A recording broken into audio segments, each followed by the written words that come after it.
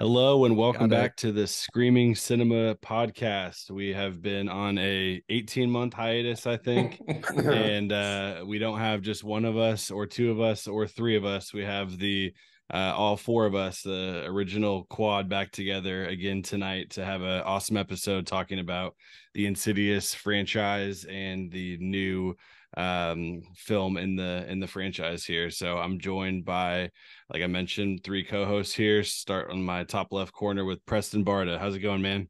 It's going well. Glad to be back.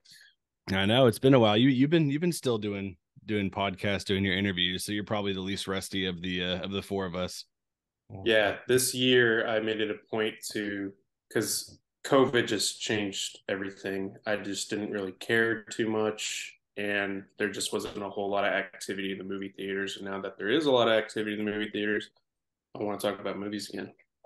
Love it. Also joined by James Cole Clay. Hey. Yeah, it's cool to be back. I mean, what is there to say? Absolutely. And Tyler McCarty, the original co-host with me back when we started. Just like a bike, baby. We're jumping right back on. We know this. We got this. Absolutely. So episode tonight, we're going to kick things off with Insidious, The Last Door. Is that the name of the fifth one here? Red Door. Red Door. I'm going to be seeing it tomorrow at 9, but we're going to do kind of a sneak preview review here right at the top, as two of us have seen it right before this episode on release date here on Thursday. So pretty exciting stuff. Also, just kind of maybe some housekeeping, catching up. It's been a while talking to you guys. Want to know what everyone's got going on, what cool shit you've been doing, what you've been watching. So should be exciting. Yeah, man. What do you think? Should we just start with the movie, or you guys want to talk about anything? No. Let's do like 5 minutes catch up. All right. It has been a while, but yeah, cool shit. I went to a Blink-182 concert last night. That was pretty badass. But I saw your Instagram and I was jealous because I didn't even know it was happening. Probably wouldn't have been able to go anyways, but it looked like it was a blast. bucket list concert, man. Bucket list concert. It was everything I wanted it to be and more. But I was gonna make a joke about you riding a bike since I knew you went to the Blink-182 concert, but I didn't. Oh, I get it. Okay. But yeah, in film world, what have I been watching lately? Oh, well, I was on vacation this last week. I was just sitting there, and I watched the most recent Texas Chainsaw film that I guess I hadn't watched after it got released almost a year ago. Yeah, the Netflix one, right? Yep. Oh yeah. Yeah, that I forgot to watch that. that was something. Really? Like, Should I watch it tonight? I mean, it doesn't really have a lot going for it. Like, there are very few memorable spots and kills. Like, the only sequence that really like is just insane was that bus scene. Oh yeah. Where literally 30 people die within like 2 seconds. So It Yeah. Ghost doesn't, Ship it doesn't style? feel like a Texas Chainsaw Massacre movie at all, besides kind of like the location. It's one of those, I guess reboots or whatever you want to call it, but it's just, Lego sequels? yeah, it's just Yeah. another entry, and so it's cool to watch, but I'm kind of with you. It wasn't really I guess they haven't had a good one in a while, so Yeah, Since and the Jessica Biel one. and like it's really hard to outdo like the Halloween franchise with how many branch offs there are, but Texas Chainsaw does a damn worthy attempt to do that. I can't tell you how many different directions that series has gone, like for better or worse, you know. yeah, right off the bat too with the second one there. So Yeah. I have been seeing a bunch of movies in theaters. I feel like I didn't go to theaters for like 3 months, and then ever since, I guess, end of April, early May, I caught Evil Dead Rise, Guardians 3. I watched Fast X, which I Oh, want to man. go off on a 2-second tangent that Please. movies that are part ones need to be called part one in the title, like the new Mission Impossible is going to, because I'm watching the movie. It's crap. It is what it is, but it's fun to watch. And then all of a sudden, this submarine comes out of the ground, and then the credits roll when I'm waiting for the climax of the movie to happen. And funny enough, it also happened to me with Spider-Man Across the Spider-Verse. Same thing. Yeah. Watching it, not called part one, and it ends on, I guess the second act or third act without a climax. So that's kind of my tangent there, but not the biggest fan of that new trend they have going on. Originally, Spider-Verse was called Part One, and then they changed it for the second one to be Beyond the Spider-Verse. So my kid feels your frustration. I knew going in it was going to be a part one, but my son was like, "What?"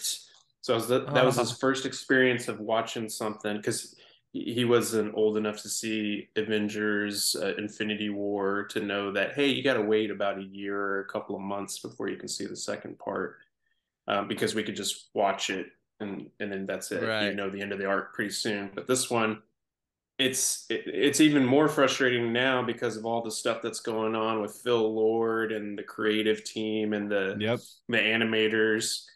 We don't know when this thing's going to come out. We can surely anticipate Sony to release some sort of statement sometime pretty soon saying, hey, thanks for coming out to see Across the Spider-Verse, but to make this next one really swing for the fences, we're going to have to take some time, and it's going to come out in like late 2025 or maybe even 2026. Yeah, so they don't have to work the artists 12 hours a day, 7 days a week, or whatever they were doing. Yeah.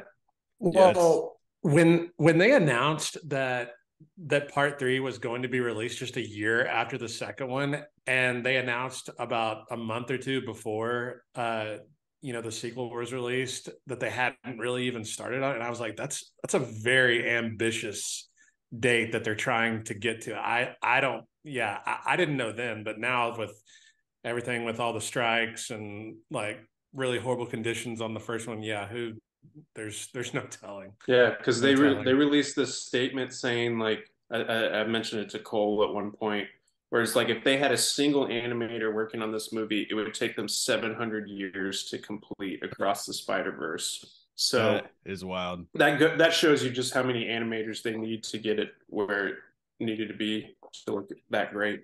It's not Dude, a part it was one. so sick. Transformers: Rise of the Beasts. Dude, I still need to see it. I really enjoyed that one. Yep, I watched that, and I also watched The Flash, which we could talk about animation and CGI, what the thoughts are of the video game CGI there, and then them coming back and saying it was on purpose. It was a creative choice, man. That was horrific. Yeah, that's a bunch of bull. That looked like some deleted scene dailies or something that the graphics team was putting out. They got the animators of the Rock. Right, it was the Scorpion King. The Scorpion King. I was going to say Wishmaster, maybe even is pretty close there. Damn. So that's what's been going on with me. What about you two? Go for it, James. Hold on a second. I want to take a couple steps back. Mm-hmm. What did you think of Transformers: Rise of Beasts, Max? I knew what it was going in, and so I liked it. I love that. Yeah. We're so old now and we still think we're young, but seeing mid-90s movies is freaking awesome now. Like having them jump back to the mid-90s for like it is cool. It's cool to see, and we're like, we feel like that was just right around the corner, but really it was, I guess, almost 30. What year does the movie take place? 1994. What year did Bumblebee take place? 86. 87. It did. Okay, cool. Well, but no. Wait! I didn't know that like this was technically like a prequel. I didn't know that. Yeah. Yes. So it's if it even is, because it's like it could or could not. I don't know if one of these movies is going to end with Megatron's here, or I got to go see about a boy or something. Yeah, something and it's like Shia LaBeouf. Yeah. I don't think so. Oh man, but it was good. I knew what to expect with it. There's cool stuff. It is interesting seeing the arc of Transformers from the full-on first one with what you have with Shia LaBeouf and Megan Fox to now where it's like, a poor Hispanic guy as the lead, and then a black lady is that's not particularly Megan Fox looking. So it's totally different. It's come a long way. That's on the totally arcs. True. Yeah. So it's interesting kind of seeing that, where you're used to like here's Megan Fox's boobs and butt and everything here. Right. And now it's more like, you know, we're not going to be objectifying cool. or have to have these action shots. They did definitely change it up, and they had shots that lasted longer than 3 seconds. Preston can probably, you know, there's a scene in there that was 4 or 5 minutes long with minimal cuts to it. So very different. Yeah. Yeah, I think that movie's super solid. It took me back to watching the Mighty Morphin Power Rangers movie for the first time, which that movie sucks in retrospect, but I still enjoy it. But that feeling of going to it, and I guess like the beasts in it took me back to when they go to that other planet in the Power Rangers, and they're like frogs and all kinds of stuff. But the way that it's shot is even better. Like even the beginning.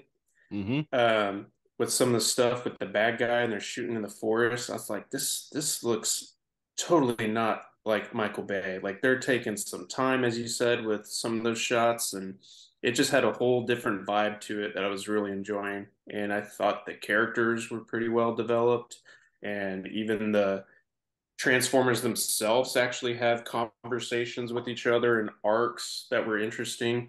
I think I mentioned this to James off mic before, but it does still end with the whole beam in the sky and having to retrieve like the one object, or in this case two, or a half one. So if you can kind of forgive that, I think it's pretty enjoyable, especially that last like 20-30 minutes when it's just like a full-on battle. It's a good one. Pete Davidson threw me off though. I was trying to place the voice because I didn't know anything about it when I watched it, and I was like, I know that voice, and it took me like, you know, a minute because they have the kind of, I guess, machine overlay on it. But yeah, he's Mirage, which is the main car Transformer character.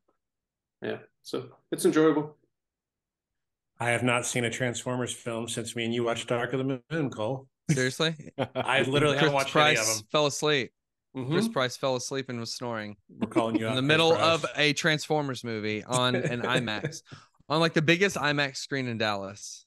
Yeah, it was. I mean, I enjoyed that IMAX experience. That was badass. But that was fun. We have photos. We have photos on our Facebook from that experience. We do. That's awesome. Look it up. Yeah, it was good times. So I don't know. I mean, I've been going to the movies a lot the past week. Not so much before. I mean, I saw the Wes Anderson film, Asteroid City. I saw Guardians. I saw Spider-Verse. And I think I couldn't really get a hold of any good indies like in a theater because the theaters just weren't really showing them. So I was getting very frustrated with the movie theater, like through spring. I was just like, this sucks. I mean, there was Beau is Afraid, and I caught up with it later. And some other things that I've seen, but in the past week, I've just kind of enjoyed just the experience of just going to the movies and just like kind of making it like an enjoyable experience overall, kind of like no matter what I was going to go see. Like, and I got to go with family, which is kind of a rare experience. So like, that's been fun. So I kind of feel like invigorated, even though, you know, like Indiana Jones, you know, like is not really, doesn't really seem to, it doesn't look very good to me, and I'm not really like want to sit there again for like another one of these movies that kind of just are like every single one of these movies that I've named, especially the big ones, Spider-Verse, Guardians, I mean Mission Impossible is long. I mean, there's all these movies are like 2.5 hours, and that gets like very, very annoying because the Flash, you know, it just kind of makes it seem like, you know, this is big, this is important, we need this, and it's like, dude, everybody can't do this. Like, let's have some. Like, so it was just kind of feeling exhausting. Everything was feeling like bloated, but hollow. It's only the kids movies, man. When I see, like, I saw Super Mario Brothers with my daughter, 90 minutes, awesome. We went and saw 2 weeks ago or last week, Ruby Gillman, Teenage Kraken, 90 minutes. You know, it's just awesome when you're like, all right, I can, don't have to be here for 3 hours. It's refreshing. Did y'all take y'all's kids to see The Little Mermaid? My wife took my daughter on like a fun friends date, but yeah, she said they added like 90 minutes to the runtime. It was 2 hours and 15 minutes. Now the film is enjoyable. The film is enjoyable. I enjoyed pieces of it and everything, because that kind of magic still will kind of wash over you in some ways if you let it. And like if I'm sitting there with like a 3-year-old, which I was, like, what am I gonna do? Like I'm not gonna be my same grumpy self as if I'm just like sitting there by myself at a screening like I used to do with these movies. And so it was a nice experience, but like, man, it was just really long. And I don't know if it's made for like kids that are like 8 or 9 or what, but like 3, 4, 5, like, dude, they're gonna get really bored. Like I took her to walk around the theater for like 25 minutes, but that's immaterial to what I'm trying to say. Like essentially, like it's been kind of fun, man. There's starting to feel like a little bit more variety, and I know it sucks that there's like a lot of these movies are bombing, like Indiana Jones and The Flash and shit like that. But like, dude, man, if something like No Hard Feelings could do well, like that could even it out. Like we just need a break, man. It feels nice. Like that's the movie that's been like kind of the breath of fresh air in theaters, but suffice to say, I'm still enjoying the kind of crap, I guess, so to speak, for lack of a better word. I guess the more mainstream takes. Yeah. So I'm excited to see Indiana Jones. Like I'm gonna go when I get back home. I'm excited to see Nolan's still optimistic 3-hour movie. But it's 3 hours. It's a 3-hour experience. But does a Nolan movie ever feel long though? No. Like ever? I love Nolan. Yeah. I've really come back around. I was angry with him, and then Tenet, and then now I'm stoked again, and I'm definitely gonna Oppenheimer it. Yep. Oh yeah. Awesome. Oh yeah. So anyway, I'm feeling bad. I'm feeling the movies are back. I'm feeling good. Mm-hmm. Good. Yeah, John Wick was also like 3 hours long. Like every one of these movies can't be 3 hours long. No, it really can't. I mean, and theaters have to feel it too. Like they'd much rather have every single movie be 90 minutes for them to sell concessions and turn theaters over. Like they don't need to have Indiana Jones and the Dial of Destiny have CGI face Indiana Jones for the first, 60, I hear that's cool though. 60, 70 minutes. At least I didn't think Is it really so. that long? I mean, it's like 20 or 30. It felt longer because I didn't like the way his face An looked. hour. Okay. I wish the whole movie was kind of like that. Probably an unpopular opinion, but I would have taken a limited dialogue Indiana Jones because he sounds like old Harrison Ford doing. He definitely does with a younger face, and so it's kind of distracting a little bit. But the scenes where I don't know, it's complicated because it's a lot of digital muddiness because the CGI with the train sequence. Even I was talking about this with Cole too after seeing the new Mission Impossible movie. I was like, they both have like train sequences that are very similar, but one of them looks legit and then the other one not so much, but the thrill of the adventure and everything that they're trying to accomplish with it was still fun. So yeah, it was probably me nitpicking. I just could not stop focusing on it. I felt like you looked like was it Jeff Bridges from Tron when it was like 15 years ago? And that was terrible. Yeah, that wasn't good. Yeah. Slightly better, but noticeable. You can the seams are there for sure. But I've been in an Indiana Jones kick. So after seeing, I watched Raiders and Kingdom of the Crystal Skull ahead of watching Dial of Destiny, and then took my son to go see it. I really enjoyed Dial of Destiny. I thought it was a good time. Nothing in it was like a memorable moment like the other Indiana Jones movies have. Like each one of them has like a moment that you think of when you think of Temple of Doom or Raiders. You're thinking about the ball and you're thinking about the tank sequence in Crusade or the heart, whatever it may be. Yeah. Or the fridge in yeah, for better or worse, Crystal Skull. But yeah, there's no scene in it that I was like, that was the moment, It's just like I'm along for the ride and I'm enjoying it. It's more emotionally driven. I found the themes to be really interesting with him being somebody who's so stuck in the past and like with the whole museum aspect, but then he's in the space age in 1969. And so that in parallel is really, really fascinating to me. So I enjoyed it. I like the giant character too. Throwback to like the Odd Jobs from the Bond films, right? Yeah. So I enjoyed that. So I've been on the Indiana Jones kick, and I had not seen Temple of Doom in a long time, and I've like talked trash about that movie for like 15 years. And then I watched it again, and I was like, yeah, the female character is very annoying. Short Round will, test your patience a little bit with him, but I really had a good time with that one. I think that one is pretty solid. I think the stunts are just so good in it, and it's very dark. I had to skip through a couple of parts watching it with my son, who's 6. Yeah. But yeah, watching all those was a real thrill. I think all of them are pretty solid. Maybe not Crystal Skull. I think, well, the first two half of it or so is not too bad outside of the fridge sequence. The fridge is But cool. yeah. I mean, I like the It's idea fun. of him like being in this bomb area and he has to find something. It's so funny. I don't know if him being flung like that and not having all your break limbs his neck. broken and all that. But yeah, it's still fun regardless. It's a cartoon kind of, all I that. mean, he like swings from the, it's fine. Yeah. I'm not really looking for realism. No. And it definitely was looking the for last adventure ride where you thought Crystal Skull was the last ride. This definitely is, because I mean, I know you compared those two movies a little bit, but Tom Cruise said Harrison Ford did it till 80. That means I got 20 more years of Mission Impossible. Hell yeah. That was kind of funny when I saw that come out today or yesterday.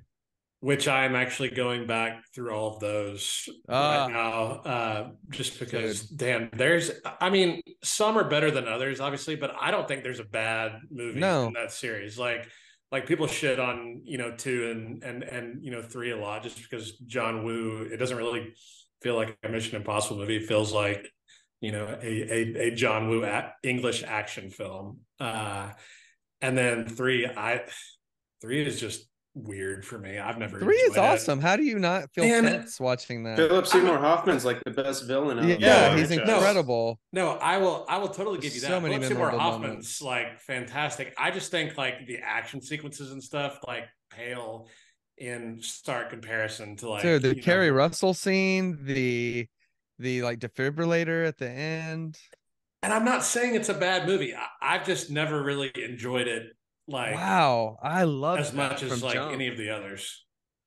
I mean, there is a jump from 3 to 4 in terms of scale, quite literally, right? But like, even so, I still appreciate 1 and 3 for what they are and really going for something that is, I think, what the franchise is turning into, something a little more personal. Because like at the beginning of part 1, his entire team dies. Like that's the first thing that happens to Ethan Hunt that we see in these movies. So you think about that, and I think Kittrick comes back in this one. He does. So I don't know. It's going to be dope. Yeah, it's also cool because you have, to me, it gives me similar vibes to 007 and James Bond. And if you can have one of these movies a little bit every other year, it's, a great action movie. There's going to be great car chases. Every time you look at the trailers now, it's so easy to see the formula where they're like nightclub, outdoor music festival. We need like, something crazy going on there, like in John Wick, and the same thing happened in Fallout where they're in the club fighting. There was, but that was cool, man. Yeah, it was, but there's definitely a formula to it for sure. Fallout's the best. Dude, Fallout is the absolute best. It's the best. Like, just watched it. That fucking helicopter chase, with an atomic bomb or whatever the bomb was, just it's incredible. Incredible. And Henry Cavill just absolutely killing it. Just amazing. Yeah, one of the best like action movies, one of the best action roles anybody has done. I mean, Walker's a great character. Wonderful. Love it. I love when he cocks his arms. Dude, he does so many cool things. Like after the Halo jump, he's like, "Hey man, your oxygen is out." It's like, bro, you have no idea what I just did. It's perfect. It brings a tear to my eye a little bit. It's a beautiful movie. It really is. It's just top to bottom. Wes Bentley's in it. It's good. Yeah. That was a great tangent. I love that, man.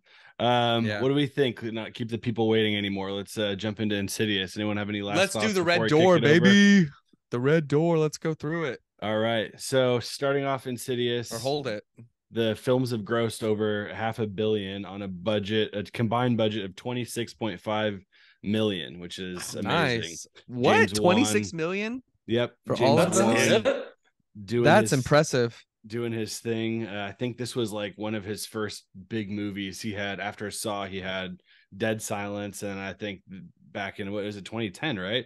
So this was kind of before he went on a roll with the other things, but been a really cool movie franchise. I'll let you guys kind of kick it over, but I know we've all seen the trailer for it, so if you guys want to throw a synopsis, throw some spoiler-free thoughts, and I'll be catching it tomorrow, as probably like most of us will be, so it'd be cool to hear about it from you too. Well, okay, I got a good preamble here. All right, so two things. So I finally saw I saw some decent trailers. There's a Nun sequel that doesn't look that good, but there's like a jump scare in it at the very end of the trailer, and it really got on my nerves. But I was into it up until that point. So there is a new one of those coming out, and Taissa Farmiga is in it, and she just looks exactly like I think that's her mom, right? That's her mom. Okay, for some reason I was like, they're sisters, but no, that's not true. And Taissa Farmiga is a pretty good actor, so I'm like, okay, like this looks interesting. So we'll see about that. But I know Preston's seen this movie, but dude, I saw the trailer for Talk to Me, and holy crap, that is scary. I was like, man, that actually looks pretty scary. Like the end of that trailer, it has a really good line where she's like, I like you, and it's like in a creepy voice, and you're like, okay, that's very, very frightening, but very good trailer. That's what's great about these horror movies, is seeing these upcoming trailers and getting excited for fall. I don't know about you guys, but once July 4th passes, I'm over summer and already on to school and fall and getting in the horror vibes. Especially if you step into Joann's or Michael's. That's right. Cole, housekeeping. Vera Farmiga is her sister. Okay, I thought so. I do just want to follow up on the trailer for Talk to Me. So everything that A24 has released in like the last couple of years, I like, especially horror wise, I feel has been very subpar compared to like, what such came as before. Like that Saint Maud movie, and that was interesting. I did like that one, but like a few others, but like, and Pearl, bodies. Yeah, that's a swerve though. That's not really horror. Bodies is pretty good. That's a comedy. I like that one more than anything. But it's a swerve. It's presented as a horror. Yeah. Swerve. You don't really know what kind of movie it is going in. The TikTok was awesome though at the end. That was awesome. That movie was really good. But that trailer definitely sent shivers down my spine. Me too. Like it looks effective, like really effective. I think I'm gonna have to take Erica to go see that one because I've seen it. Yeah, Preston's seen it. Where was it, at a festival or just a pre-screening? Yeah, it was at the South by Southwest Film Festival back in March. And did the audience like it, or did it get good buzz afterwards? Yeah, it got good buzz after. I think it's definitely my favorite horror movie that I've seen this year, and I think Tyler, you can rest easy that I think it's a return to form for A24 horror for your liking. It's really well done. I don't want to say too much about it, but I will say it has like one of my favorite endings to a movie in a long time. Oh no, nice. I'm scared. Love it. Nice. I've just seen some messed up stuff lately, and on Black Mirror, and I need it. That was pretty chilling at the end of that. Speaking of messed up stuff, sorry, we keep jumping in tangents, but that's fine. I saw Infinity Pool.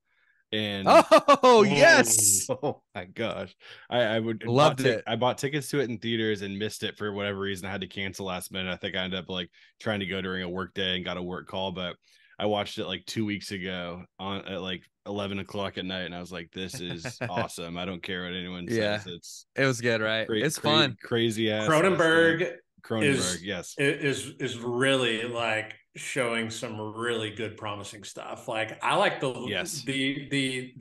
first one that we did like a couple of years ago. What's it called? With the serial killer or sorry, the assassin one. Yeah, Possessor. Assassin. Possessor. Yep. Yes. Yeah. That movie was awesome. I've never done hard drugs either, but I feel like he does the best job of showing what it would like to be on some of these drugs in his scenes. He's got some experience with that from his direction there. Well, dude, man, Infinity Pool just set such a tone and such a mood, and it's very well like shot, and it's very well, the production design is very well done. It's very intriguing, very classy, very like sterile, kind of like in a lot of the ways that Possessor is, just not as grim. I think Infinity Pool is a much more palatable movie than Possessor in terms of the violence, in terms of that, because Infinity Pool is kind of funny. Yeah, it is. And Mia Goth is really good, and Alexander Skarsgård, bam, he's so fearless. That dude is. Oh yeah, he's so good, man. He's so good. From that and Succession recently, I'm just like, whoa. In Croatia too, that resort's real. I looked it up. I bet they're gonna get some tourism to that from that movie, because it's a legit spot there that you can go. So yeah, I really enjoyed that film. I think it's on Hulu. Yep, it is. So boom, there you go. All right, but back to your story about trailers. No, I mean, that was it. I mean, it was really the talk to me. The ending of that trailer was very scary. So I think those were the two big horror films. I mean, there's some other stuff coming out, but it looks fun. But Five Nights at Freddy's, they showed that. Oh trailer. yeah. I like that director, but I'll watch it. We'll see. It's just weird to see Josh Hutcherson as a dad of like a 10-year-old. I was like, he still looks like he's 20. He's still Peter Malak. Peter Malak. Yeah. All right, let's do Insidious. Yep. We want to start with the first one. Well, we got to talk about Red Door first. We got to talk about the Red Door first, baby. Let's do Red Door. When do you guys want to kick it with a synopsis, and then can go Preston do the synopsis. Spoiler-free thoughts. Yeah, I'll read the dumb one that they have on IMDb, and then I'll add my own touch to it. So all it says is the Lamberts, which is the main family, must go deeper into the further than ever before to put their demons to rest once and for all, which gives you like no sense of what it's about at all. Right. So I guess you can kind of expect this to be like Toy Story 3. Like you got Andy, but in this case you got Dalton. He's going off to college now. All right. But instead of playing with his old toys, he's playing with the lipstick demon again. So he's their grandmother just passed away. That was played by Barbara Hershey in the first few films, and then Dalton's off to college. His dad is. I did not know, so I don't know how much I want to say, because I did not know anything about the plot going into it. We'll just say that the original family's here, primarily Patrick Wilson as the dad and the son Dalton. Dalton's in college. He's an artist. He doesn't remember all of what happened when he was 10 years old from the first film and the second film, I guess. And he's getting reconnected with his what may have happened during that time that he doesn't remember. And the same thing with his dad. His dad doesn't. His memory's kind of fuzzy with all of what happened during those years, and he doesn't know all of what he did in Insidious Part 2, in Chapter 2, and he is going through the motions of that and trying to figure out what happened so he can be a better dad and that sort of thing. So that's essentially what it's about. Well, I'm really interested to know what you thought of the movie. Yeah, it's an interesting film. So I'm going to add something. I'm going to reiterate. Sure. This is why you need to watch Part 2 before you see Part 5. I keep thinking it's Part 4. You have to watch it. You have to be fresh on it, because it'll really behoove you to be fresh on what's going on, where Rose Byrne's character is at, where Dalton is at, where Josh is at, right? Josh Lambert. Mm-hmm. And yeah, I mean, Patrick Wilson is, man, this is an interesting movie. It's really interesting. I personally really liked it. I thought it was really good. Preston, what did you think? Patrick Wilson directs it too. You right? thought it was okay?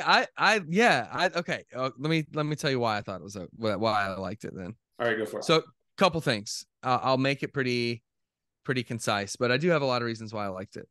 Is first thing, I think it's interesting that Patrick Wilson is directing this movie, and because to me, Patrick Wilson, and I'm sure we've said it on this podcast before, is like very good at delivering very like kind of catchy or just like kind of suspect dialogue, and he can do it well. And I've always really liked him for that. And he kind of seems, he's just, he has an interesting face on camera. And I like that he's directing this movie, because I think the way that the movie feels and the way that the movie opens, it kind of makes me feel like an old school kind of 80s ghost movie, like a movie like The Changeling, or just something with just like this, like meat and potatoes kind of actor guy, like really just no fuss, no muss, no movie star bullshit.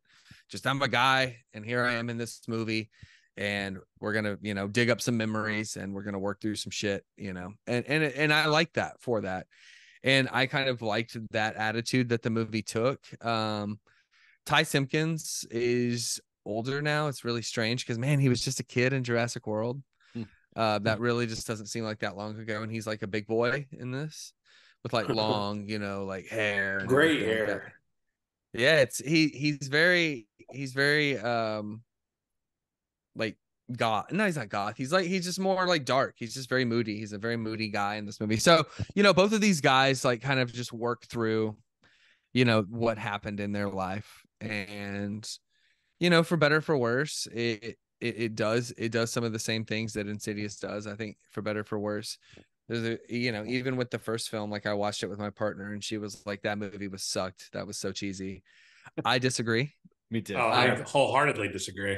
But you should watch it. It is a little corny. Like I like The Further, but I like pretty much all the Insidious movies. Probably The Last Key is the weakest of them all, from what I remember. But I haven't seen that one since theaters. But I think this one's good. I don't think it's getting very good reviews.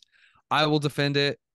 I don't think there is enough of the big villain at large, this man that's behind the red-faced demon, the lipstick demon.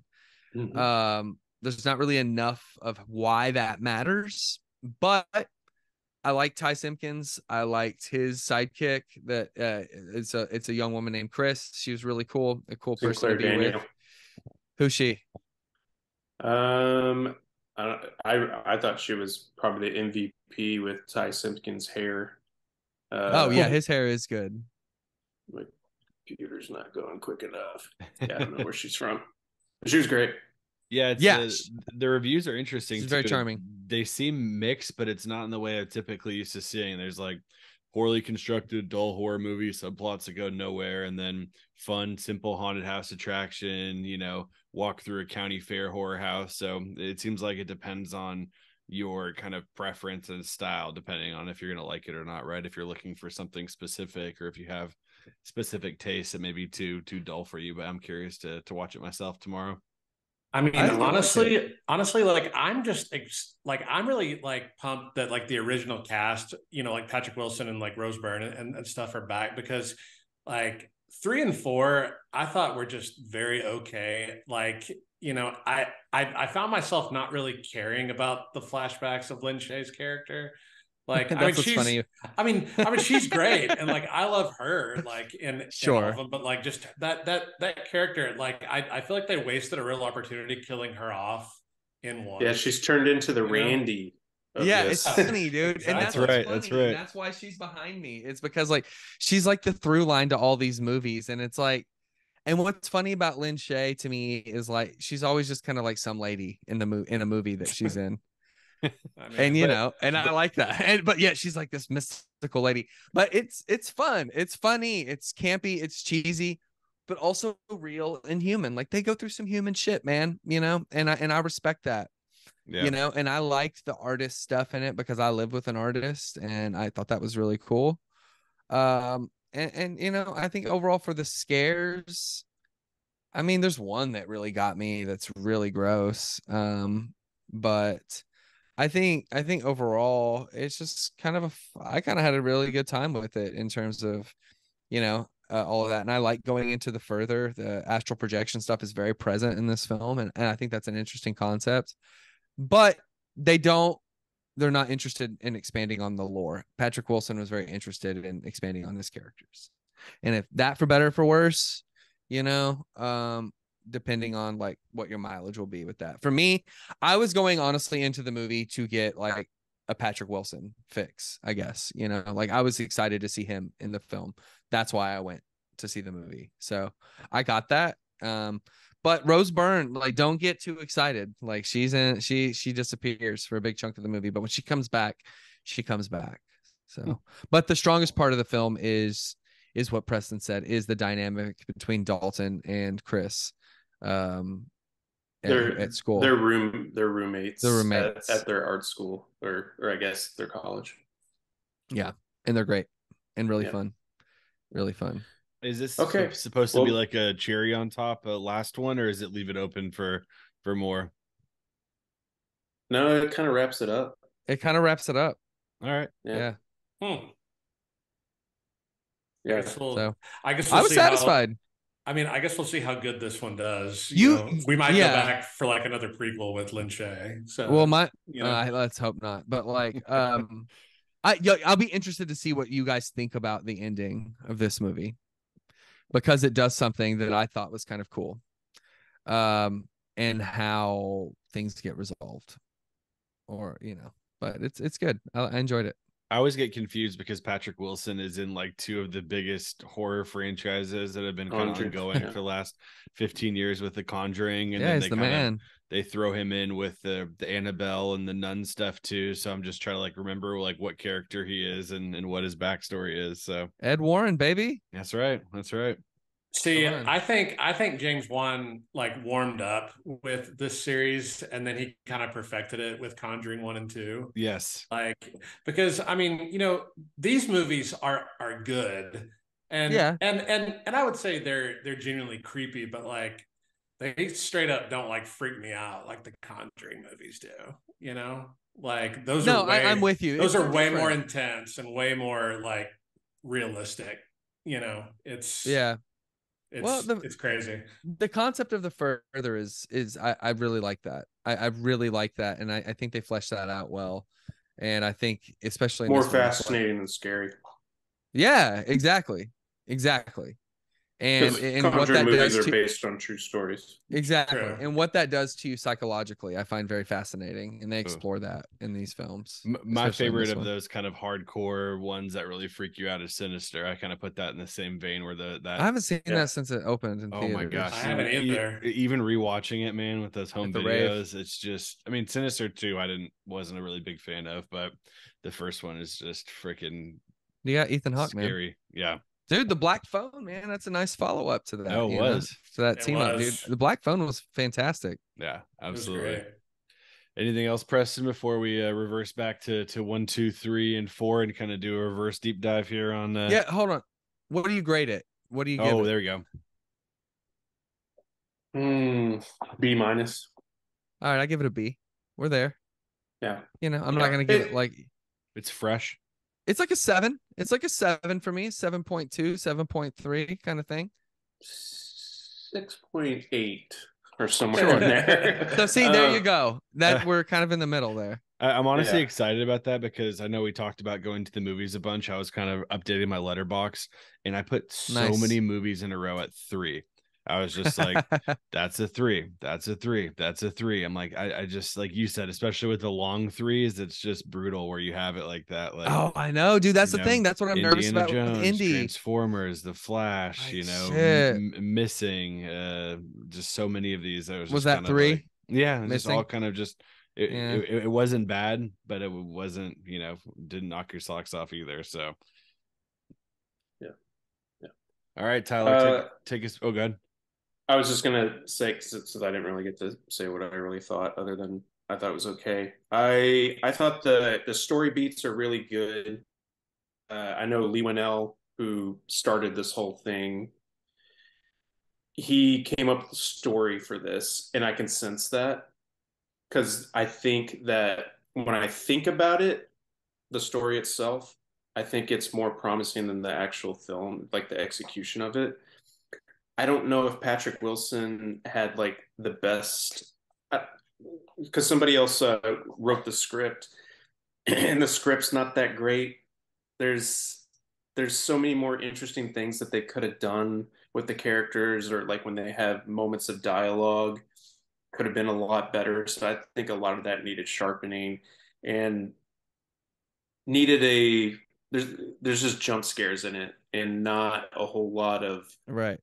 mood building. Like there's a slightly mood build towards this jump scare that happens near a window. Oh you know what yeah, I mean. that's the one. Yeah. But you can it's coming. Yeah, and they blow it though. Honestly, in my Yeah. opinion, they blow it. They blow that attention. Yeah. So With I that had scene. heard from the whole press tour, I heard so much about that scene, and then when it happened, I was like, yeah, I mean, it was okay. There was like the first jump scare in the movie is better than that one. So I don't know. I felt like the execution wasn't there. I felt like all the beats were there, but it just didn't do enough for me, especially the first half of the movie. Like it's a bit of a struggle to the way that these characters are communicating with each other.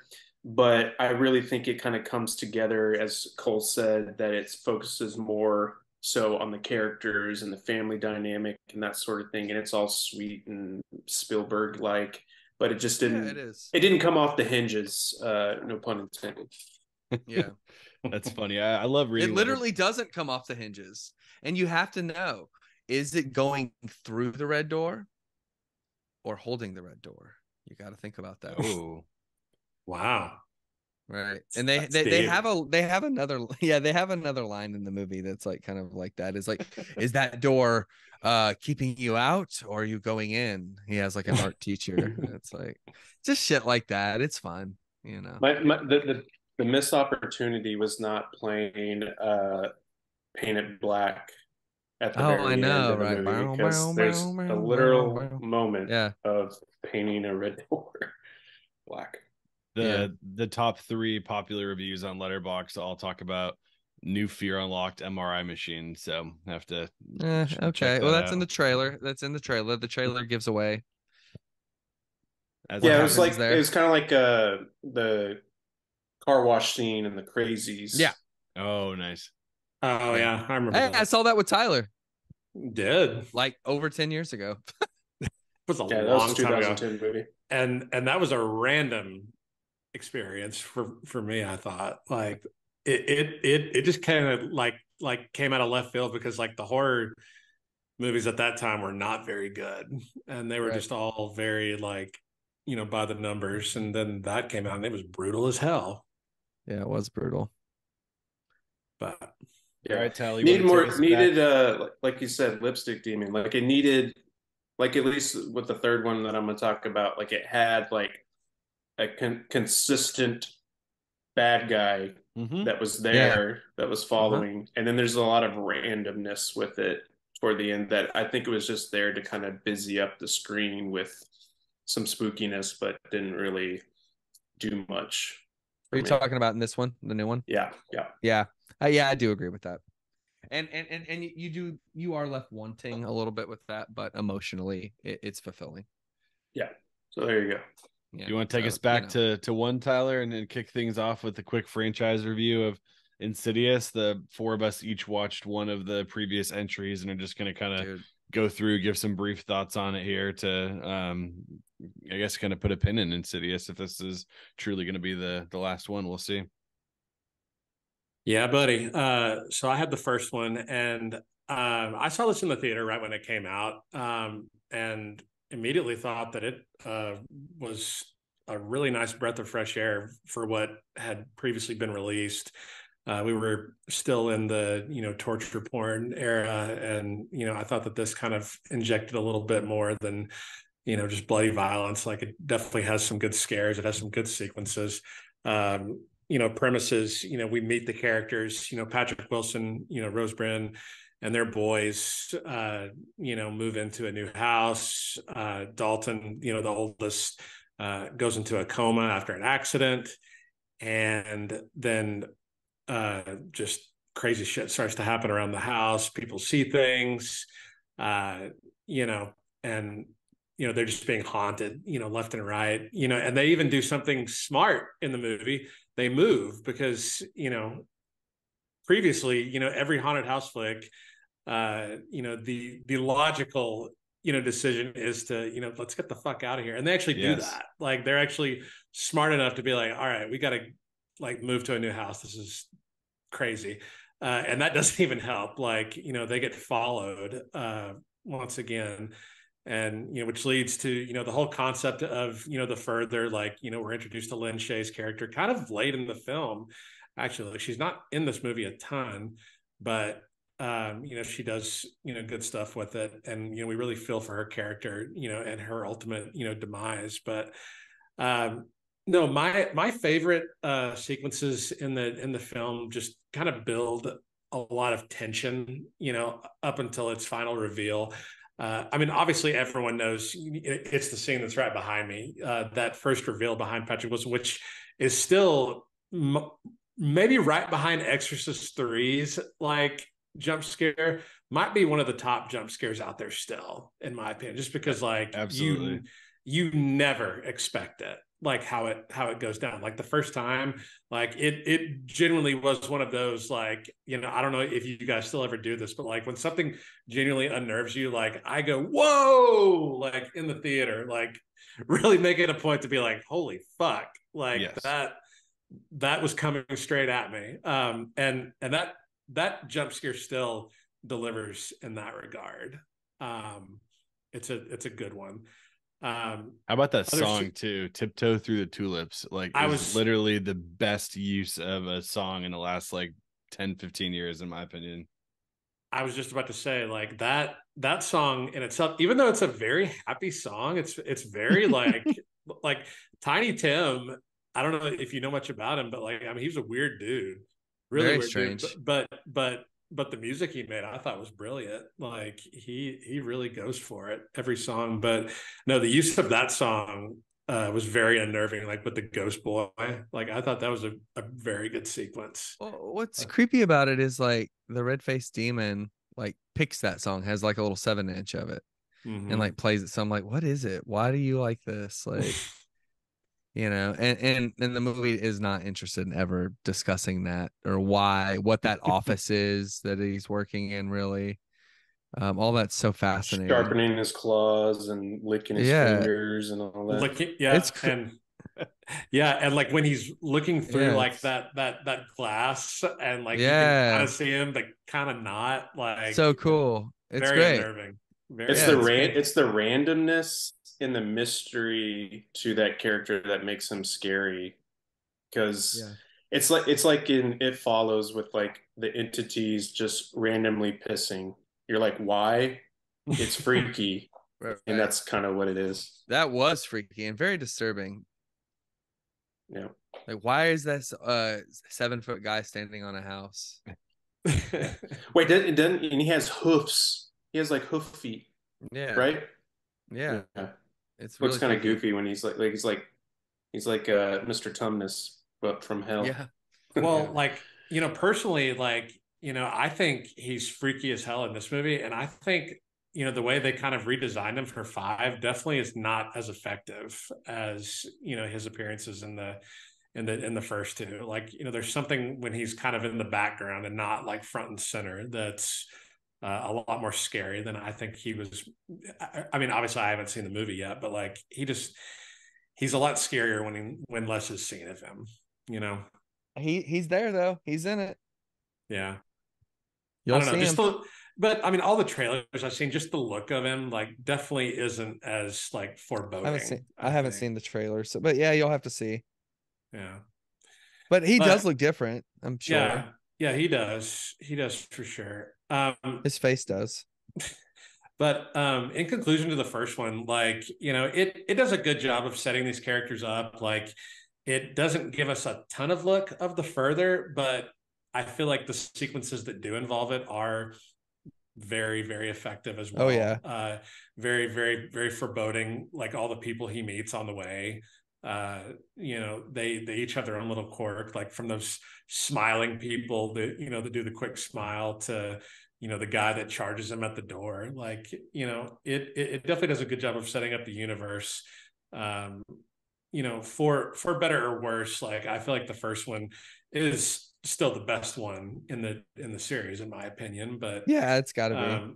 You know, James Wan was, you know, still, you know, perfecting his craft, but I mean, you could definitely see those those shines of brilliance in this film that not a lot of other mainstream horror films at the time were kind of going for, I don't think. Yeah, like he's an expert of what I said was a problem in The Red Door, which is building that dread.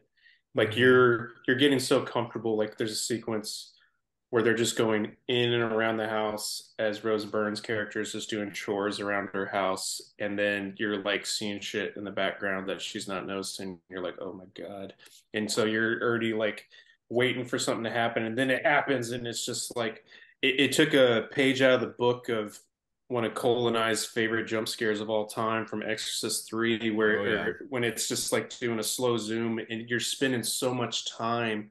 Not only It's is like, it like it's like 3 or 4 minutes long. yeah, It's like it's trying to like make you feel comfortable in the moment to take really pull the rug from under you, get you off guard. It really does. No, but I mean, in like just my ending thought, like, it definitely, like, I feel like kind of sticks with you a little bit afterward. Like, there are lots of good pieces to it, and it really does create a good lore. And like pretty much with all of them, it definitely leaves you, kind of hanging at the end too, which, I appreciate as well. Well, But the thing that's interesting about it to me, and what sets what I, like when I'm hearing you talk about like it setting up, and not to be like I'm like I'm 14 in this deep kind of energy, like, but like, or like a Billie Eilish song, like, but it's like when we fall asleep, like what happens? Where do we go mentally? What happens? I mean, I know what happens to our body, but like, is there something strange about it? Because dude, I've had instances, and I know Preston and I have talked about this, where I just feel out of body, like in front of my television, dozing off. I've had instances where I've seen like a face like that in my face, and I'm like, is my mind just tricking me? Is there something happening? Like, is there something weird going on?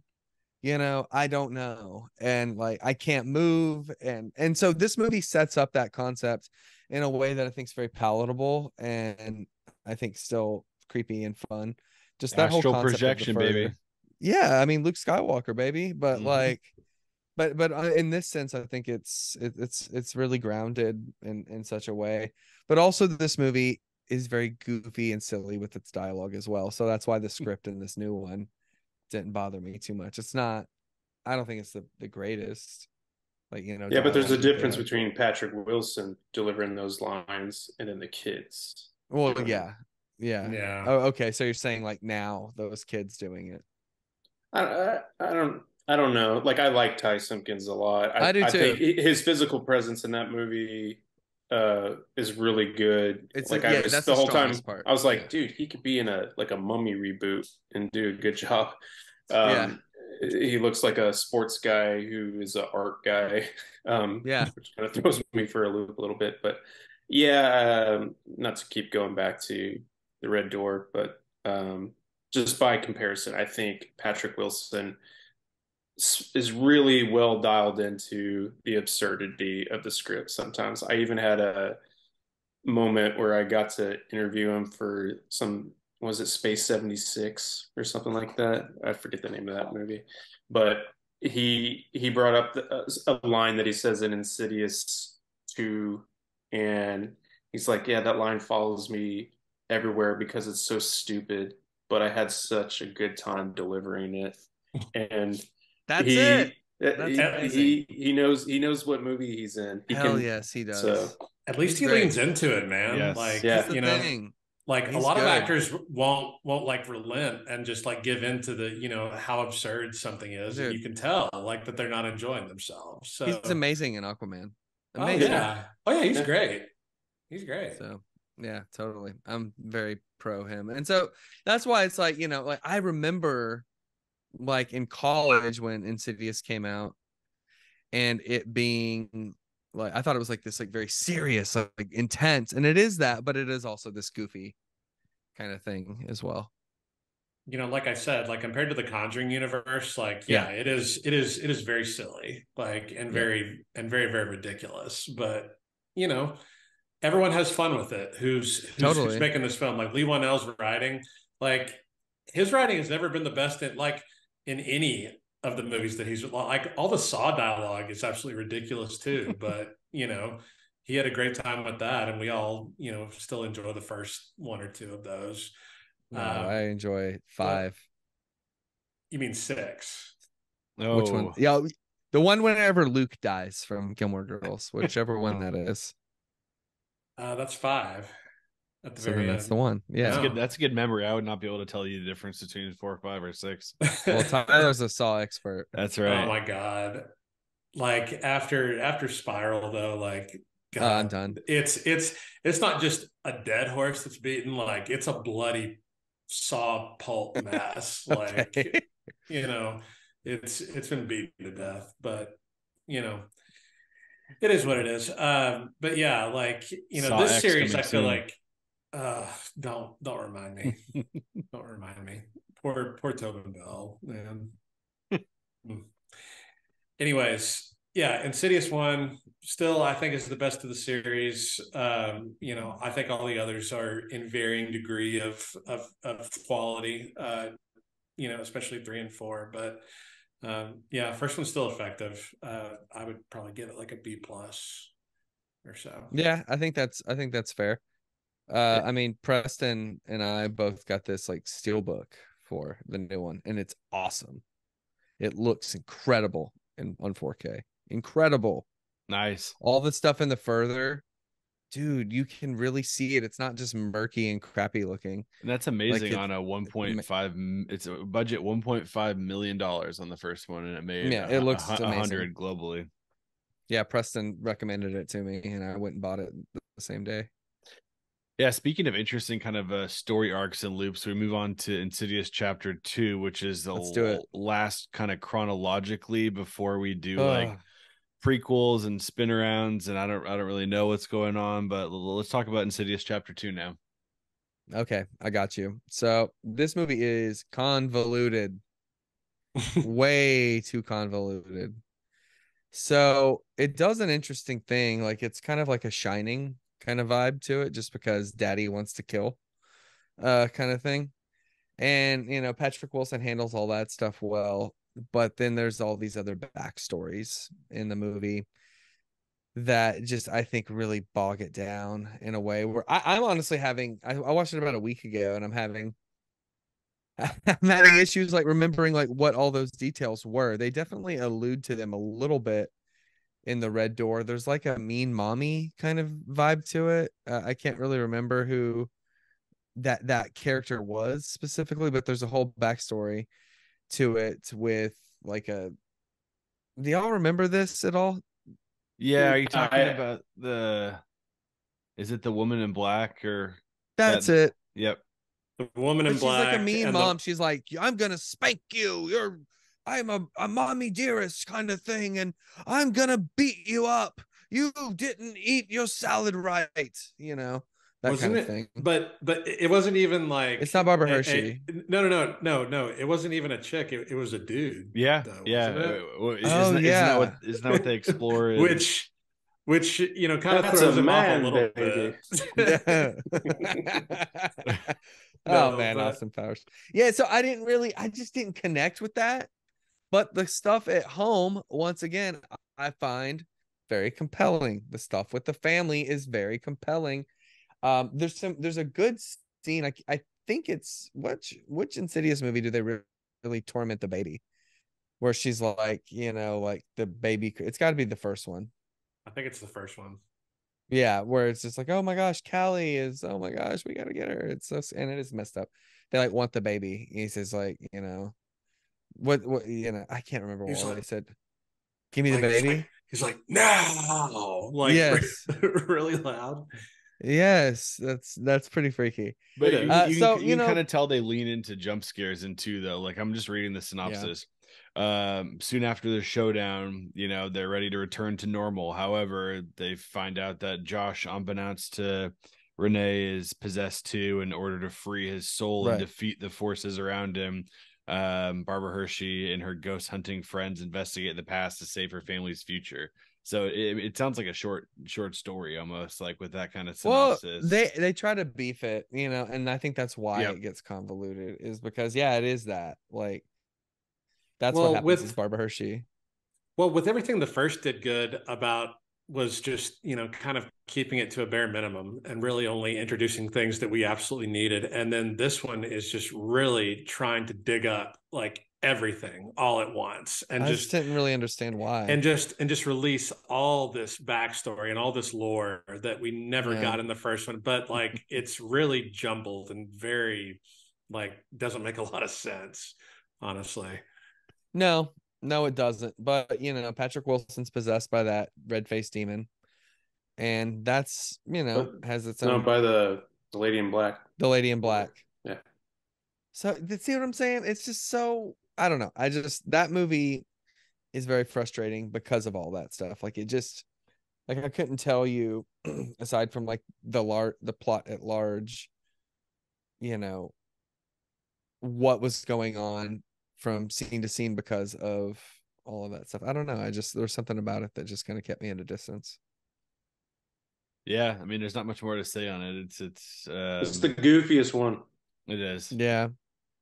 I mean, it's hard to kind of grasp that film to me, because I think it just wasn't very good. It's also because 3 and 4 are totally separate, and then 2 is just kind of like a kind of goofy, wacky continuation of 1 almost, where like they pick up Texas Chainsaw 2. Yeah, or like a Friday the 13th where I pick up like the next day this is happening, and you're just like, I'm cool with that though. I'm cool with that, but it didn't replicate it tonally. Yeah, and it's really weird because like I forgot that James Wan directed this one too, but it really doesn't feel like he did direct it. He was probably contractually obligated and just slapdashed it. Like it's very off his style, I think. It's more Furious 7 style. Yeah. Well, in 2013, the same year, he did The Conjuring and Insidious Chapter 2, so maybe he was more focused on one than the other. Yeah, I guess so. It's like Wes Craven doing Hills Have Eyes 2 and then being more interested in Nightmare on Elm Street. Absolutely. Yeah. So, I mean, it's I haven't seen The Last Key in a while, but this is probably the worst one. I would say it's a tad better than The Last Key. Like The Last Key, because it has Rose Byrne and Patrick Wilson. Well, just not only that, it's just that like, there are certain things of 4 that are just poorly made, in my opinion. And I don't think anything in here is poorly made. It's just like it's all over the place. You know?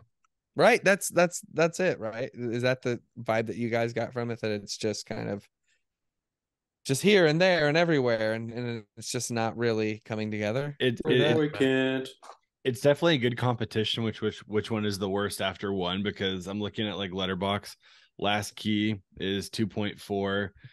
Insidious 3 is 2.5, and Chapter 2 is 2.9. So wow, not great for any of them, and just kind of slowly going downhill after the initial one, but just depending on which characters or story you like, what's happening there. But definitely not the best reviews for any of the sequels. But it looks like 3 and 4 are fighting it out for the worst there. I think that every review is probably, if you give it a 2.5, 2, I get it. Yeah, exactly. Well, I'm here to kick down the door and say that the third one is the best sequel. Oh, the third one rules. I'll agree with that. I hated the third one when I watched it, but I'm curious to see your take on it. Dude, it's been a little while since I saw it. It's amazing. Let Preston tell you. I wouldn't say amazing, but dude, for a sequel like I remember Cole and I, after watching the second one, like we're just like, what is this third one gonna be about? And it's like it doesn't have the original family in there. I like the same things that you were describing, Tyler, earlier about like, do I really need to give a shit about this other family? Like, why? But I like Lee Winnell, and I was interested in the fact that he was directing this himself, this was the first movie that he directed, and after he did Upgrade, which kicked ass, and then his Invisible Man movie, which also kicked ass. Dermot Mulroney, another reason. Like, I love all this horror stuff that Oh he's yeah, been doing lately with like Scream and everything. Like, he's me good in too. this arena. I'm okay Oh with yeah, him hanging he out in leans that into area. it. Yeah.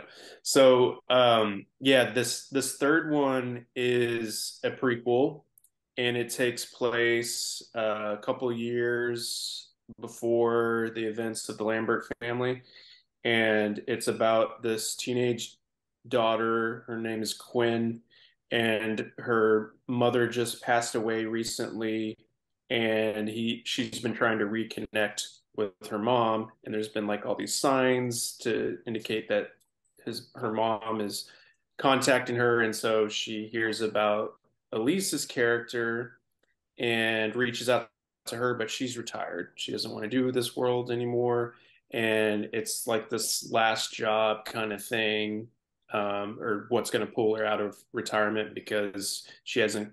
There's more of an arc to her in this Mm-hmm. film, and that I think that's what's interesting about her. Like, I want to know like who she was, and and I think they do a pretty good job of building up not only her character but the two side characters, one played by Lee Winnell, and then Angus Sampson as the uh, paranormal investigators, and so it's like about their team up with Elise, and working with Quinn, the teenage girl, to kind of see what's going on. Is it her mom, or is it something else? In this case, it is something else. And it is a really good villain. Probably, I like this villain more than I like the lipstick demon one.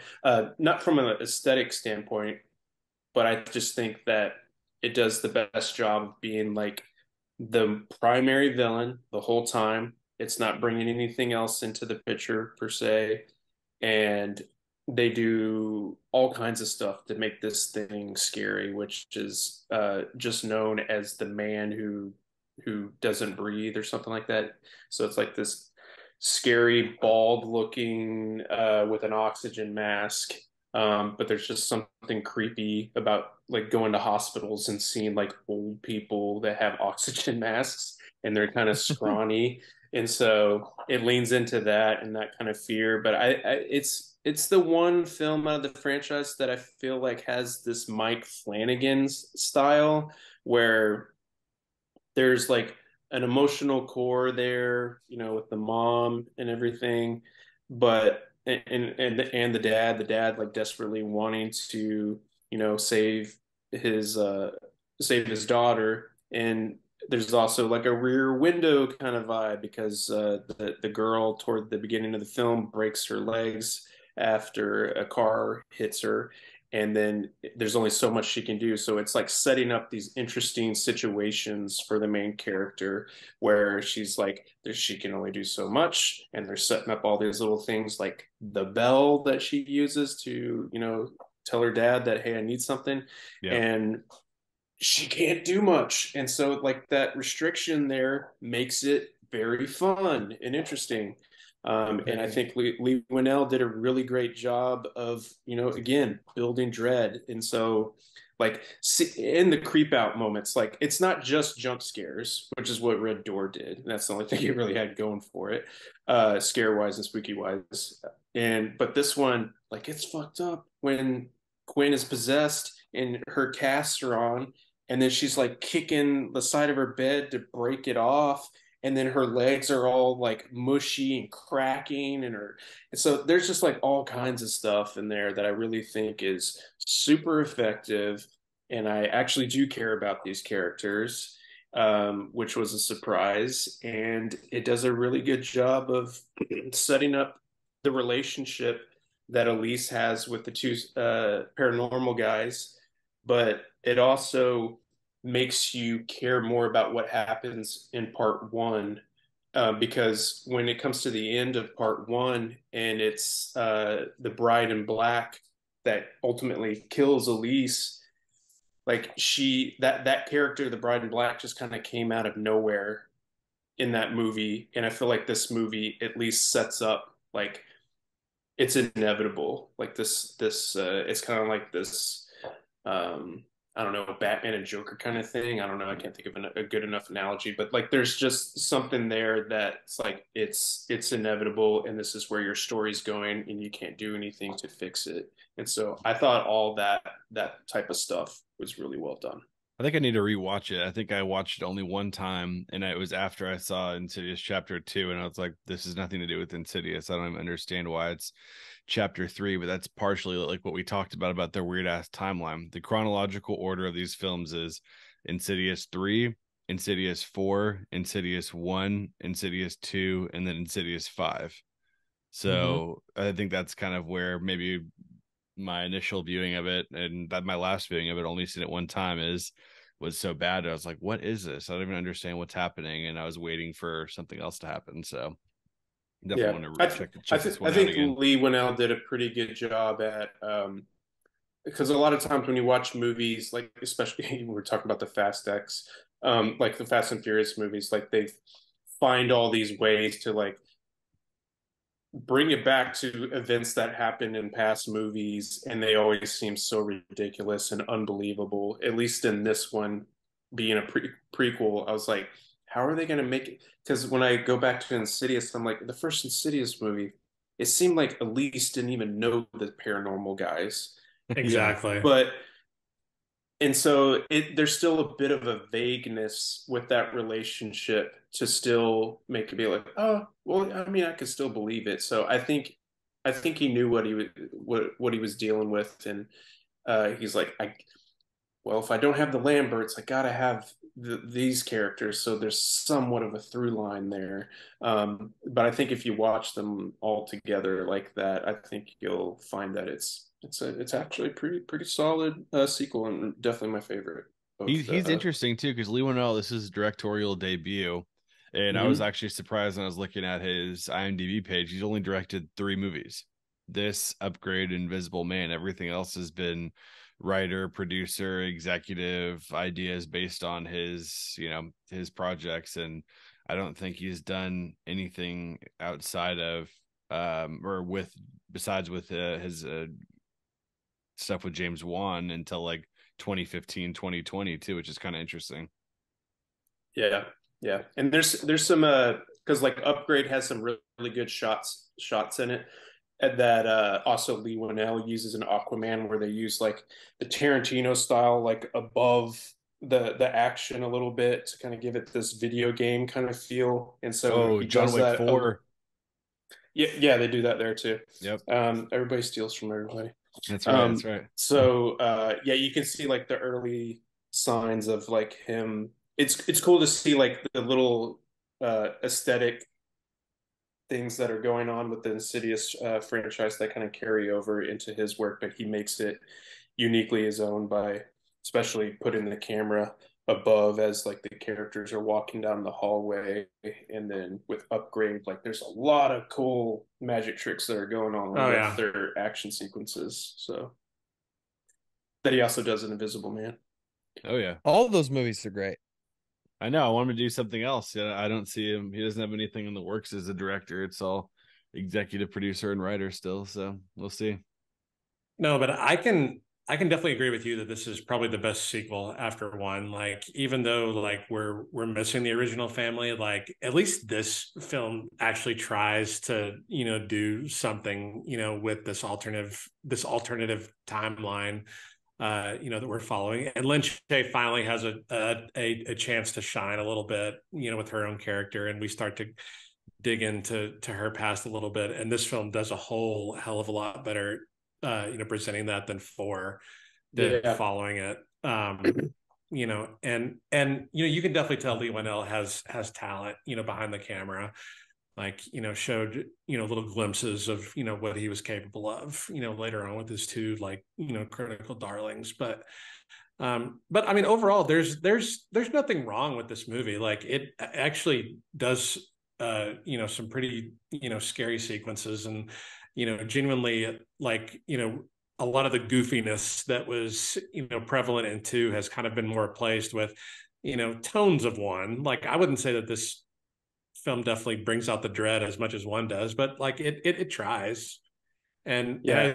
and as you were saying, Preston, like that villain, was definitely very like foreboding, and a lot, like had some good like weight to him, like as a protagonist, but or Yeah. antagonist. Antagonist. Yeah, with the slimy, oiled feet. They're like tarred. Like you can see the footprints, and so like the slow like camera reveal of like where the footprints are going, and then it goes up the wall and then out the window, and then the dad is looking out the window with his daughter, and he's like, "Oh my God."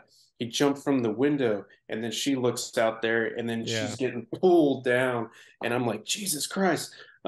So yeah. I just think that all those little breadcrumbs that the bad guy lays down is very, very well done. The wheezing demon. Yeah. Yeah, that window scene is like one of the best parts of the film. Yep. Yeah, Sure. so good. It was so great in theaters. I remember people were like, "Holy shit!" Yeah. It's good. It's good. Yeah, you guys should definitely rewatch it. Yeah, I think I will. Part Anything else? four. Yeah, all right, let's go to part 4. Go for it, Max. So I watched this last night and this morning. Was the most recent one I watched anyway, so it's still kind of fresh in my mind, but going on chronological order. And I guess especially for people who are looking to watch The Red Door, again, chronological is 3, 4, 1, 2, 5. So this happens after chapter 3, but before the first Insidious. And in Insidious, The Last Key, we have Elise gets a phone call from a man who lived in her childhood house and said the house is haunted. We get a lot of backstory on her and a really messed up childhood, but essentially it's her going back there and confronting her past demons with her father and brother and family, as well as some human evil people as well. So a couple of notes I had when I was watching it, and I posted one on our new social media platform here, Threads, but she's psychic, we're sidekicks like 17 times in the movie, and I could not stop cracking up every time he said it. It's so stupid. He literally says it 3 times one time and the people don't get it at all, and then he tries it out 2 more times and it just never changes there. So that was pretty funny. Also, her nieces are like extremely beautiful, and it doesn't really make sense other than to give some love interest to her her what do you call them, like ghost hunter colleagues and sidekicks. But there's great creature design in this. I know we talked about kind of each movie has its own villain or scary character, and I think the creature design of this one is pretty cool. It's also plays with a lot of the idea about humans being evil. First we have her dad with her when she's a kid, and he's played by Josh Stewart, and I feel like he's a perfect character for this. He's like a drunk, like jailhouse guard, I guess you would call it, and they live on site, where when they have the electric chair go off, like their lights flicker, and the daughter sees things about it. But he just is a really good character for that. And then also when you have her coming back to her house to try to uncover what she has going on, we find out that the person who called her initially, who plays Ted Garza, is abducting women there too. And it seems like it's the demons in the house that are causing the men to do this, but there's a lot of kind of playing back and forth on real demons versus evil humans that I kind of liked in the film. But it doesn't have a ton going for it. There's a lot of goofy scenes. It is kind of Elise's backstory, and it gives her more a chance to step out and do it. It's funny, I was looking at some of the reviews, and I think the top review I was looking at said, this isn't a good movie, but can we talk about how cool it is that Lynn Shay, a 74-year-old woman, is a leading actor of a mainstream horror movie? And another one is like, Demon, oh, sorry, I fell asleep while I was waiting for you to make me a sandwich. At least go to sleep and starve. So, I mean, it is a pretty, messed up movie and bad movie overall, but it was good to rewatch. I kind of wish I would have rewatched 1 and 2 before I went into 5, but My thoughts on it, I'd probably give it like a 2.5, right in that range. There's some good stuff to it, and it kind of shows you a backstory of Elise, which they obviously regret killing. Otherwise, they wouldn't have made everything prequels involving her. They probably just would have kept her alive to kind of continue on some of her adventures. But that's my thoughts with it. What do you guys think about this one? I think everything 3 does with the alternative timeline 4 just butchers it, in my opinion. Like, I honestly don't really care about her hometown. I don't really care about her nieces and like stuff like that. I thought the characters in 3 were so much more entertaining and like actually vulnerable compared to 4, where I really just don't care for anybody other than Lin Shaye, you know. But I mean, overall, like, you know, it's still effective with like, you know, the creature, you know, design and stuff like that. But I mean, overall, like this and 2 are definitely the weakest by Yeah, far. I think some of the highlights I had too is when she was like finding out that her dad actually killed women, and the ghost that she thought was a ghost was really a woman that her dad was holding captive. And when she kind of crawls back in that tunnel, and it has all of the suitcases, and there's one, and then she turns the corner and there's like 7 other ones, assuming her dad killed 7 or 8 women doing the same thing, and what was the demons causing that, or what was happening. But it's definitely a messed up upbringing for her. Yeah, it's been too long since I've seen this. I think I only watched it the one time in theaters, and I gave it a passing, slight, like a soft pass. Me too. I remember thinking it was like, oh, okay. I mean, Yeah. not the worst thing I've seen. And I'm like reading through my old disc review of it to see if there is, because I'm like, I don't remember anything about it. I vaguely remember it being like more of a backstory to Elise and getting a sense of like how, like, what her powers were like when she was younger and how that may have affected her growing up. And so yeah, I see the coming from an abusive home, the Yep. last key engages the hard to watch subject with the tenderness to make it a worthy concluding chapter. All wraps up rather nicely. Like the insidious and conjuring ghostly figures, should be noted that the film has a rather frightening main phantom. Yep. As so let's see, Keyface. Is that what the character's name is? Keyface. Yeah, so if you remember, he has like kind of he honestly looks Pennywise, like, sharp teeth. yeah, it's Pennywise, but it's almost like Jared Leto Morbius look, but he has keys on his fingers, and like the main scenes, he puts one in the neck to turn off the voice, and then he cuts open the heart and puts a key in and turns the heart off, which is kind of corny, but um the character design itself is pretty cool. Trying to see if I reviewed this. I could have sworn I did. I know I saw it. Yeah, definitely. Where'd you publish your review at? Where'd you Mine was publish on the your... Chronicle. I did see that I wrote the review for Insidious 2 for North Texas Daily. So Yeah, I and remember I that. gave it 2.5 out of 5. Yeah, 2.5. Weirdly, I remember that. Let's rank them then while you're looking that up. Where do you fall in all of the films, and where do we order it? I can start it off here since I finished. Go for it. I have Insidious, the first one. I had looking back at my letterbox, and it may have been a while, so my reviews may be biased for the time, but I had Insidious at a 4 out of 5, and that was my number 1. And then I had The Last Key at 2.5, and Chapter 2 at 2.5, and I had Insidious Chapter 3 rounding things out at a 1 star because I was very unhappy with it. Oh, come on. When I did the review. So it looks like I'm way off though, because 2.5 was the average. So I think I need to rewatch Chapter 3, and most likely it'll end up being 1, 3, 2, 4 for me. Yeah, I would say 1, 3, 5, 2, 4. Isn't that crazy? What other franchise do you have where you just like, it's that? Yeah. Usually it starts good and gets shit, but this is just everyone's all over on it. Back and forth, man. Yeah. Like, I mean, for me, it's 1, 3, 2, 4 as well. And I assume just by the way you talk that 5 is just going to be snugged right there in the middle. Yeah. But middle of the barrel. Yeah, but like, I mean, none of these are bad per se. Like, I mean, none of them is just an absolute stinker. But I mean, 2 and 4 almost get there, but they barely scrape by, in my opinion. But no, like 1 is the best, 4 is the weakest. But yeah. All right, y'all ready for mine? Yeah. Mm-hmm.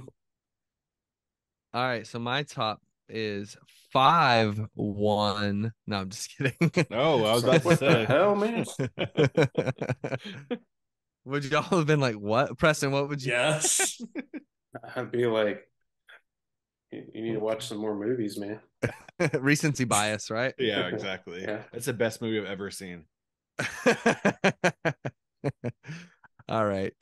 So 1, 3, 5, 2, 4, I guess. But it looks like I gave That's- it That was 4. pretty much all of our. Yeah. Yeah, it looks like I gave 4 2 stars, but I remember feeling like that was fine. Like, but I because I haven't seen it since January 3rd, 2018. Yeah. So How many of these have you guys rewatched? I think the first one's the only one I've rewatched.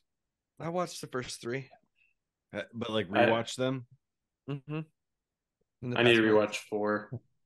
I mean, other than the first, I think I've only watched all the others one time. Like Yeah. 2, 3, and 4, I think I've only watched one time, and 1 I've watched like 4 or 5 times. Yeah, I think I'm the same way where I'm like, some of these rewatching 4 was interesting, especially seeing how everyone kind of ranked at the bottom, and I had it a little bit higher, but it is definitely deserving of rewatch. And maybe you watch the franchise in chronological order instead, where you go 3, 4, 1, 2, 5, and That see might if be that makes fun. it better.